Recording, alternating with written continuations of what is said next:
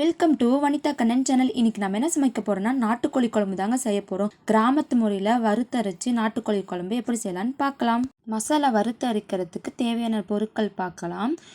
4 spoon வர கொத்தமல்லி, அரை ஸ்பூன் சோம்பு, அரை ஸ்பூன் ஜீரகம், பட்டை, லவங்கம், கல்பாசி, ஒரு ஏலக்காய், அரை ஸ்பூன் மிளகு, கருவேப்பிலை, 5 வரமிளகாய். இது எல்லாமே ட்ரை ரோஸ்ட் பண்ணி எடுத்துக்கலாம். சின்ன வெங்காயம், 10 பல் பூண்டு, 2 துண்டு இஞ்சி, 2 பெரிய சைஸ் தக்காளி பழம், தேங்காய் எல்லாம் வதக்கி அரைச்சிக்கலாம். தாளிக்க சின்ன வெங்காயம், சின்ன சைஸ் தக்காளி பழம், கருவேப்பிலை, கொத்தமல்லி, 5 பல் பூண்டு. வாங்க எப்படி செய்யலான்னு பார்க்கலாம். அடுப்பு பற்ற வச்சுக்கலாம். வானல் வச்சுக்கலாம். வானல் நல்லா காஞ்சிருச்சு. இப்போ வந்துட்டு நம்ம வறுத்துக்கலாம். சோம்பு, ஜீரகம், மிளகு, பட்டை, லவங்கம், கல்பாசி, ஒரு ஏலக்காய், ஒரு கொத்து கருவேப்பிலை, 5 வரமிளகாய், வர கொத்தமல்லி இதிலே ஆட் பண்ணி இதெல்லாமே வறுத்து எடுத்துக்கலாம்.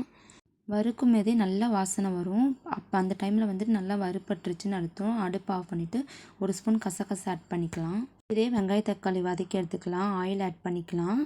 100 கிராம் அளவுக்கு சின்ன வெங்காயம் ஆட் பண்ணிக்கலாம். 2 துண்டு இஞ்சி, 10 பல் பூண்டு. நல்லா வெங்காயம் வதங்கட்டும். இப்போ நல்லா வெங்காயம் வதங்கிருச்சு. தக்காளி பழம் ஆட் பண்ணிக்கலாம். தக்காளியும் நல்லா வதங்கிருச்சு. தேங்காய் ஆட் பண்ணிக்கலாம். இப்போ அடுப்பை ஆஃப் பண்ணிவிட்டு நல்லா ஆடின பிரகாரம் மிக்ஸியில் அரைச்சி எடுத்துக்கலாம். இப்போ நம்ம வறுத்து வச்சுருந்ததை மிக்ஸியில் அரைச்சி எடுத்துக்கலாம். கொஞ்சமாக தண்ணி ஆட் பண்ணி நல்லா நைஸாக அரைச்சி எடுத்துக்கலாம். இந்த மாதிரி நல்லா நைஸாக அரைச்சி எடுத்துக்கலாம். இப்போ வெங்காயம் தக்காளியும் அரைச்சி எடுத்துக்கலாம். கொஞ்சமாக தண்ணி ஆட் பண்ணி இந்த மாதிரி நைஸாக அரைச்சி எடுத்துக்கலாம். இப்போ வாங்க எப்படி செய்யலான்னு பார்க்கலாம். அடுப்பு பற்ற வச்சுக்கலாம். அடுப்பு பற்ற வச்சு குக்கர் வச்சிடலாம். குக்கர் நல்லா காஞ்சிருச்சு. இப்போ நம்ம நல்லெண்ணெய் ஆட் பண்ணிக்கலாம். நல்லெண்ணெய் ஆட் பண்ணிவிட்டு பட்டை, கல்பாசி, 1/4 ஸ்பூன் சோம்பு இது நல்லா பொரியட்டும். இப்போ நல்லா பொரிஞ்சு வந்துருச்சு. இப்போ 5 பல் பூண்டு இதிலேயே ஆட் பண்ணிக்கலாம். பூண்டு ஆட் பண்ணிவிட்டு கருவேப்பிலை, கொத்தமல்லி எல்லாம் ஆட் பண்ணிக்கலாம். ஒரு கையளவுக்கு சின்ன வெங்காயம் ஆட் பண்ணிக்கலாம். நல்லா வதங்கின அப்புறம் தக்காளி பழம் ஆட் பண்ணி தக்காளி நல்லா வதங்கின அப்புறம் 1/4 ஸ்பூன் மஞ்சள்தூள், தேவையான அளவு உப்பு ஆட் பண்ணி நல்லா மிக்ஸ் பண்ணி விட்டுக்கலாம். இப்போ சிக்கன் ஆட் பண்ணிடலாம். சிக்கன் ஆட் பண்ணிவிட்டு நல்லா மிக்ஸ் பண்ணி விட்டுக்கலாம். நம்ம வறுத்து அரைச்சி வச்சுருந்த மசாலாவை ஆட் பண்ணிக்கலாம். மசாலா ஆட் பண்ணிவிட்டு நல்லா மிக்ஸ் பண்ணி விட்டுக்கலாம். ஒரு 5 மினிட்ஸ் நல்லா அந்த மசாலாலே சிக்கன் வேகட்டும். இப்போ பாருங்கள் நல்லா வெந்துருச்சு. இப்போ நம்ம வெங்காயம், தக்காளி, தேங்காய் அரைச்சதை இதில் ஆட் பண்ணிக்கலாம். ஆட் பண்ணிவிட்டு நல்லா மிக்ஸ் பண்ணி விட்டுக்கலாம். இப்போது 1/2 ஸ்பூன் அளவுக்கு கறி மசாலா ஆட் பண்ணிக்கலாம்.